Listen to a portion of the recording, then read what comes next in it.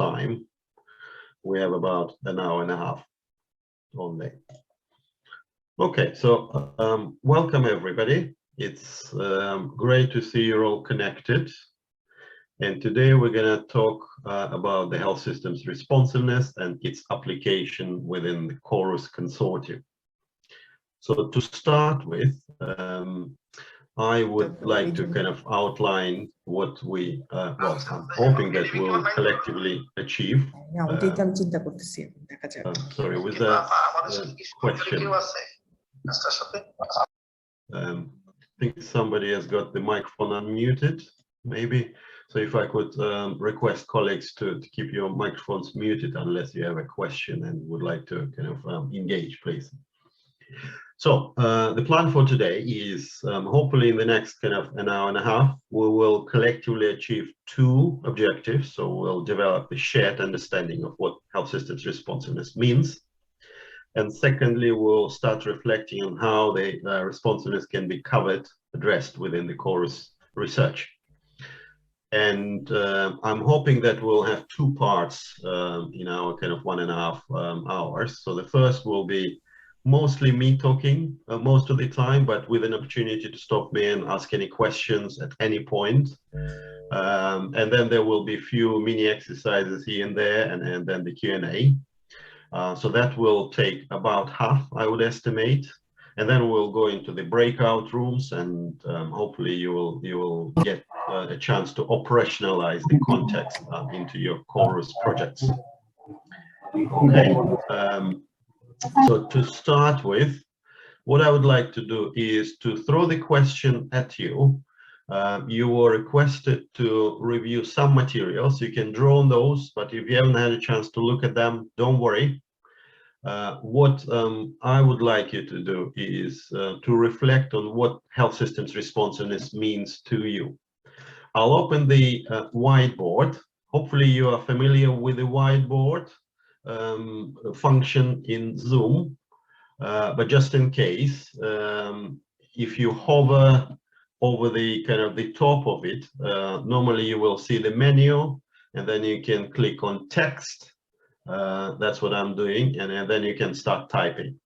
Okay, so what I would like you to do is type maybe any keywords, any key phrases. Don't worry about the fully fledged definitions.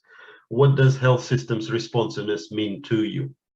Okay, so let's spend maybe a minute or two on that, and then see what are the kind of the key issues that are coming from your kind of startup knowledge, if you like. All right, no pressure, and please do engage, and please also remember that there are no wrong answers here. Okay. I don't see anything coming through. I think that, I can't see anything. Well, I can see the whiteboard. Let me just stop sharing and then restart sharing again. Apologies for that. So let me reshare that. Hopefully you can see that.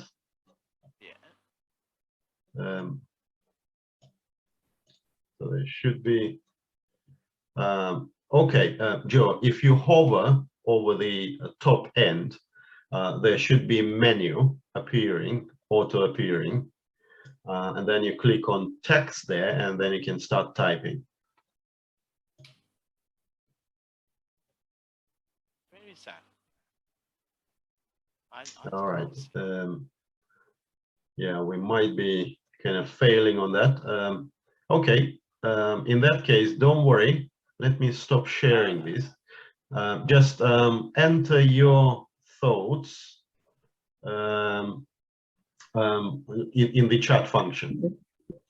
Okay. For some reason, it doesn't seem to be kind of working on this platform, but just enter whatever comes to your mind in the chat. What does health systems responsiveness mean to you? Let's maybe spend a minute or two on that. or feel free to unmute yourselves and speak up. Thank you, Mahua, for starting us off. You get the prize for the fastest reply. Access, well done. Dignity, fantastic. Thank you, Joe. And anything else? Confidentiality, brilliant. Yeah, I can see you have read the materials beforehand. Well done. Accountability, okay. Fantastic. So it's meeting needs, requirements, expectations. Thanks, Anna. So commitment to universal health coverage, no one left behind. Meeting expectations, fantastic. Yes. Well, you can read the chat, so the entries are coming in quite nicely. Patient-centered, brilliant. Ability to address health needs in any circumstances. Yeah, excellent. Well done. A health system that improves following patient complaints. Good. Excellent. So all of you are correct. And as I said, that there are no wrong answers there. But even reflecting on these entries, I think a lot depends very much on where you are within the health system and the angle that you are coming from to understand the health system. So whether you're interpreting health systems as processes, as socially constructed issues, as structures, as maybe the service delivery mostly, as mostly patients versus the people and so on. The kind of the photo on the left, or rather the caricature on the left-hand side, is very much depicting the kind of the story that everybody sees the different parts of the health system that are closest to their experiences, backgrounds, and I guess expectations. This is the framework that you all are familiar with, the building blocks, and the bit that I would like to highlight is on the right-hand side. Responsiveness originally has been defined by the WHO as an outcome, or as a sort of an overall goal, kind of the target to be aspired to from within the health system. And that is kind of underneath improved health as the overarching, and alongside the risk protection and efficiency.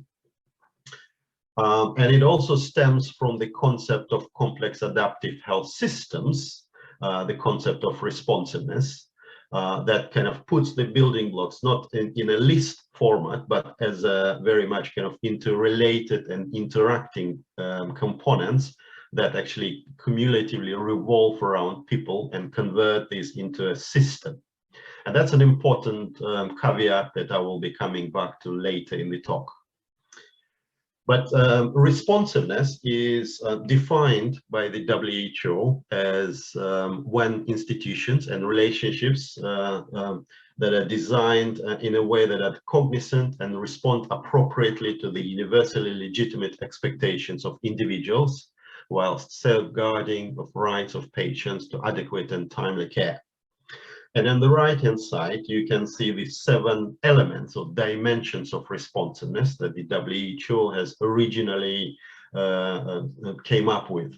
And some of them were already coming up in the chart, and hopefully you had a chance to scan through the results there. There are a few caveats that are appropriate here that can potentially represent the methodological challenges or questions to consider in approaching responsiveness. So first is, who defines which expectations are universally legitimate and which expectations are illegitimate? So that's a big question. And then the second is responsiveness largely confined to the patients and therefore healthcare, or is that much wider? And because responsiveness is related to the wider health system, I would personally argue that it's more the latter, and I will be coming back to demonstrate why it is so. And conceptually, I think responsiveness, and this is the green circle, is situated within the broader kind of area of health systems performance. But of course, there are other aspects of health systems performance, such as quality, such as efficiency, maybe, and others that fall beyond responsiveness. And responsiveness conceptually also overlaps with issues of satisfaction, particularly patient satisfaction, but it's not the same. and issues of accountability. Again, it's not the same. And the the bit that potentially helps address these different overlapping circles that's situated, from my experience, at the intersection between the responsiveness, satisfaction, and accountability is patient feedback. And I'll be again coming back to that later in the talk.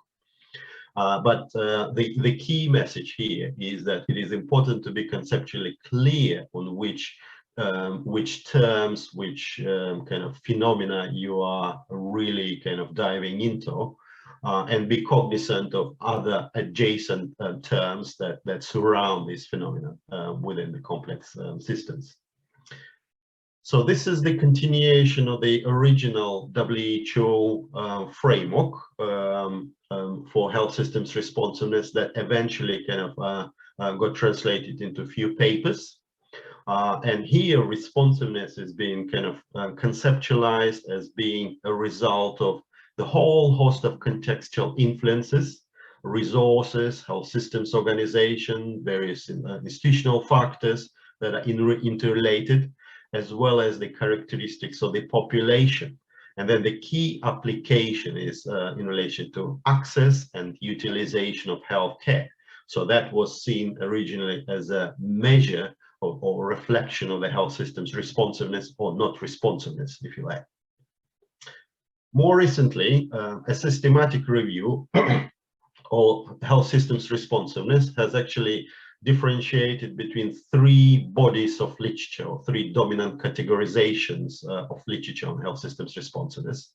I would personally see them as being chains in the same continuum, but they have been distinguished as three distinct categories. First is the kind of one-way service user interface, very heavily dominated by the WHO, but also kind of links to the particular service performance and quality.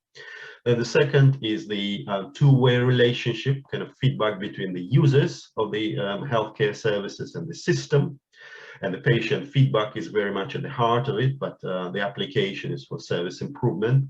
And then the third is the issues of accountability that are very much kind of associated with processes and structures, and they focus on broader communities. They kind of go beyond just service users, just patients. And a lot of research kind of cuts across the three elements of this kind of continuum. But looking outside the health care literature or health systems literature, there is a lot written on responsiveness of public systems. And this is just one example of how the kind of the administration and business studies conceptualized responsiveness of public systems. So I would particularly kind of emphasize the 6 responsiveness variants. This is what I'm kind of highlighting. So dictated, constrained, purposive, and so on. And then the manifestation of the responsiveness to elected officials, to rules, norms, and procedures, to administrator-defined goals, to the individuals, for example, and so on. And there are specific examples of responsiveness or irresponsiveness of public systems in relation to each of those domains. Within the healthcare system, it is largely about the entrepreneurial variant of responsiveness. So responses to the individuals, so customer orientation and customer satisfaction has been a very dominant kind of lenses to conceptualize responsiveness. But of course, there are other aspects of responsiveness that are equally important. For example, responsiveness of providers to policymakers' agenda, or responsiveness of managers to providers' implementation modalities, and so on. And again, staying on the literature outside the healthcare system, responsiveness of public systems has also been conceptualized as a reflection of theater performance. And that's an interesting kind of analogy that really intrigued me. And performance in this case is being kind of defined as the act of provision of services, whether it's healthcare or education or housing and social protection. The setting is, of course, health facilities or the communities or any other kind of platform where the services are provided. And actors are, of course, service providers, maybe community health workers, perhaps kind of formal health staff, as well as, of course, communities themselves and patients and their families. And all of that involves tactics and strategies that are employed by people to create and sustain the desirable impressions before an audience. That's where the theater performance kind of analogy stems from. In our work, we have developed our own kind of framework for health systems responsiveness that drew on some of our previous research, but we're also using it in one or two current studies. And basically, we draw on the WHO conceptualization of responsiveness, but we see responsiveness as not an outcome, but very much as a process. And we see responsiveness as a reflection of experiences of interaction between people and the health systems. And the people here are depicted on the right-hand side, who are individuals nested within the wider context of their families and the broader communities. And the systems, they're not homogeneous. Of course, the service providers are at the far front of these interactions, but they are very much engaged with managers and policymakers. And these experiences are translated in these aspects of dignity, autonomy, confidentiality, and so on. And we have actually added the element of trust in addition to that emerged from our research as being an important one. And all of that is shaped by the initial expectations from both people as well as the systems. For example, people expect to be treated appropriately, with dignity, with confidentiality preserved. But on the other hand, service providers expect people to adhere to the treatment regimes, people to honor their appointments, and people to kind of follow their advice. So in a way, it kind of works both ways. And there is a distinction between active and passive expectations. Active expectations are the expectations that shape your thinking and potentially some of your behavior, whereas the active expectations, they are expectations that translate into the actual actions. For example, decision to seek health care or not to seek health care from the health facilities. At this point, what I would like to do is to throw a few polls at you. So what I've done, I've kind of went through fairly quickly, capturing some of the literature on the conceptualization of responsiveness. And what I would like to do now is to move to some examples of how health systems responsiveness can be assessed. And Polly has very gratefully prepared 4 polls for you. So if I could launch this, I think I can launch them from my end. That's right. Thank you, Polly. So I think you launched. So please fill in the poll. Don't worry about kind of getting them right. And there is absolutely no judgment there, of course. Just reflect on this from your own experiences of attending a clinic or a hospital. Hopefully you all can see the polls. So please fill in and in the process note how you engage with this aspect of responsiveness and the individual elements of responsiveness. Okay, so I'll give you another maybe kind of minute because these are fairly quick questions, hopefully. Let's see. Right. Okay. So the first question is kind of were you treated with dignity? The second touches on kind of different amenities. And then kind of the third and the fourth questions, they are more exploratory, kind of getting your sense of what is the most important for you in understanding these concepts. So let me just give you another maybe 20 seconds or so, and I will I'll close it in a second. Okay, brilliant. Well, hopefully most of you had a chance to engage with at least one of those questions. Hopefully more than one. Okay. Yeah, I can see 17 people have engaged, so over half. That's already something. Brilliant. Okay. Well, I'll display results briefly. I think hopefully you can see them now. But basically, in engaging with these questions, you had a chance to kind of get a sense of how health systems responsiveness is actually being addressed. I'm not going to go and analyze the results because it would be meaningless across the diverse context and diverse environments and backgrounds, but hopefully you get an idea of how the responsiveness can be approached.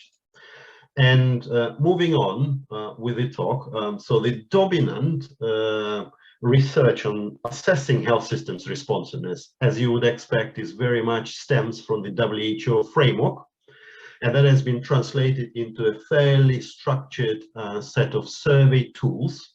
So they have been used for household surveys, the facility surveys, and key informant surveys.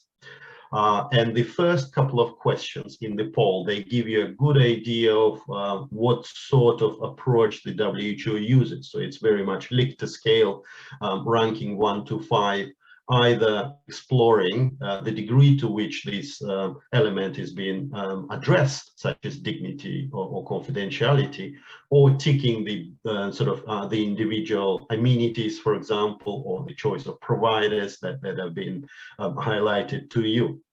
And it's been used quite widely in the whole variety of contexts, and they even kind of constructed the map of responsiveness, health systems responsiveness across the world. And that it kind of revolves around these 7 elements of responsiveness that I was mentioning earlier, sort of dignity, autonomy, confidentiality, amenities, social needs, and choice of providers. Apologies for the very crowded slide, but this will give you an idea how the WHO approaches that. So in terms of dignity, for example, they have these explanatory notes, what should be looked for. And of course, the caveat there is, for example, the degree to which the privacy or the concern is addressed is very much driven by people's backgrounds, people's expectations, and various other considerations. Whereas some of the other questions, such as choice of amenities, are very much kind of the list of things that should be present, and then you kind of go and reflect on those. More recent work on responsiveness has actually kind of moved on from responsiveness of the system as a whole to assessing responsiveness to specific areas. In this case, it's a paper on ambulatory care in Germany, for example. This could be urban health, this could be kind of non-communicable diseases. But then more recently, authors started actually engaging with responsiveness from a more critical perspective. And then there was a brilliant paper by Mirzoev and co-authors who engaged with assessment of responsiveness tool from the perspective of HIV testing and counseling in Kenya. And then the colleagues from Iran, I think it was, they tested reliability and validity of a mental health systems responsiveness questionnaire there too. So you can kind of track these resources down and then see what they were coming up with. But in our in my work and sort of our collaborative research with multiple partners, we approach responsiveness as a reflection of patient feedback. If you remember, patient feedback is at the intersection of responsiveness and accountability and satisfaction. So that's the lenses that we're approaching it from. And one example is our response study, which focuses on health systems responsiveness to maternal mental health needs in Ghana and Vietnam. So we approach responsiveness as a mixture of internal and external interactions. Internal interactions are interactions within the health system between providers, for example, managers and policymakers, and external interactions are between people and the health system. So it's the kind of the social accountability, if you like. And we use the mixed methods realist evaluation. It's a 42-month study with 3 phases. We do have kind of similar logic as with chorus, kind of theory development and baseline, co-production of the interventions, and then implementation and evaluation. We don't call them separate projects, but it's pretty much the same kind of layout, and that involves multiple partners, including Irene's team from Ghana Health Service and University of Ghana and Hanoi University of Public Health, and of course colleagues from Leeds. Joe is involved and helping us to advance our kind of understanding of the survey tool, for example, and Anna Manzana is helping us to advance our realist kind of outlook there. So, and within the response, we actually approach responsiveness as a combination of documented facility data analysis. We're planning community survey, interviews and focus groups, all of that within the first kind of phase. And we're kind of reaching the end of the first phase.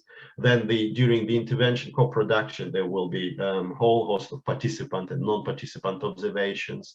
And then during the implementation and evaluation, we'll modify and reuse the methods from the baseline too. And within responsiveness, we're also challenging the WHO kind of rigidity and the kind of the predefined characteristics of responsiveness. And those of you who are familiar with the realist studies, realist evaluations, they revolve around kind of initial development of the program theories, and then iterative testing, refinement, and sort of the consolidation of the program theories. And these are just emerging, very much work in progress theories of health systems responsiveness from Ghana and Vietnam that actually emphasize shared commitment, common purpose, acceptance, communication, efforts in Ghana, and some of the similar issues such as trust and sort of communication in Vietnam, but also some of the distinct issues of awareness, for example, and stigma as well. So we're hoping that as a result of this, we will get a much better and more advanced understanding of the concept of health systems responsiveness in the two contexts, and we will push the boundaries of this topic further. And I would like to also highlight that a lot of research happens in health policy and systems domain, which is not really branded as responsiveness. And these are just some of the papers we have written collaboratively with colleagues from the Nigerian team from our REVAMP project, which talked about, for example, health workers' motivation, the 2 papers on the left-hand side, focusing on the village health workers and the prime healthcare staff led by Chinieri and Bassi, respectively. And then 2 papers focused on security of health facilities as a proxy for provision and utilization of healthcare, as well as kind of exploration of the role of trust. And at no point within the REVAMP project we talked about responsiveness, but reflecting it, these are the different manifestations of responsiveness that we have been touching upon. So in a way, there are ways of approaching responsiveness indirectly, if you like. Having said that, we do need to kind of have a clear understanding of how do we fit responsiveness within chorus, and obviously avoid the kind of the situation with the picture on the right hand side, where the kind of the bigger concept is trying to get into the smaller pigeonhole. And the ways around it, possible opportunities may be kind of including responsiveness or elements of responsiveness within health facility assessments, possibly mainstreaming it within the qualitative work, and perhaps even kind of considering it within surveys, either community survey or facility survey or some of the other surveys. And of course, at phase 2, you may consider kind of including one or more elements of responsiveness in the intervention co-production. For example, how do you preserve dignity and sort of maintaining that dignity angle within the interventions, or confidentiality. And of course, phase 3 will follow on from the co-production, and sort of and the appropriate measurement measures will flow naturally from there. And I would like to kind of highlight 2 specific issues to consider in kind of mainstreaming or considering health systems responsiveness within CORES. The first one is kind of, you probably have remember the kind of the pictures that I used in some of the other contexts, but it's basically whether you decide to include responsiveness as an additional component or whether you will mainstream it throughout. And there is that dichotomy, whether responsiveness is an outcome, whether it's a component, or whether it's an overarching health systems goal as per the initial WHO framework, something to consider. And the second is kind of be aware of conflating responsiveness with other adjacent concepts. I think I talked about kind of satisfaction and accountability, and the wider health systems performance. I've recently been approached by colleagues from PAHO, Pan American Health Organization, who have done a brilliant assessment of some of their health systems from the wider performance assessment. And they kind of got really excited about the health systems responsiveness and wanted to add it on. And then there was a very interesting but delicate discussion of how do you add it on within the wider study that has already been kind of conducted. So something for you to be aware of and then consider from kind of early stages. But at this point, before going into the Padlets, let me pause and see if there are any questions that we can briefly kind of address. I don't want to spend a huge amount of time on questions. I would rather spend most time on group work, but we have about maybe 5 to 10 minutes to address any quick questions for clarification. And I thank you, Polly, for getting the Padlet link. So I'll give the instructions for the Padlets shortly. But Zahid, you have got your hand up. Please go ahead. Yeah, it's a quick question. Probably I need to read more of the literature you have shown us. But you know, I was just you started with these premises that the outcome, the responsiveness is whether an outcome measures as a process measure.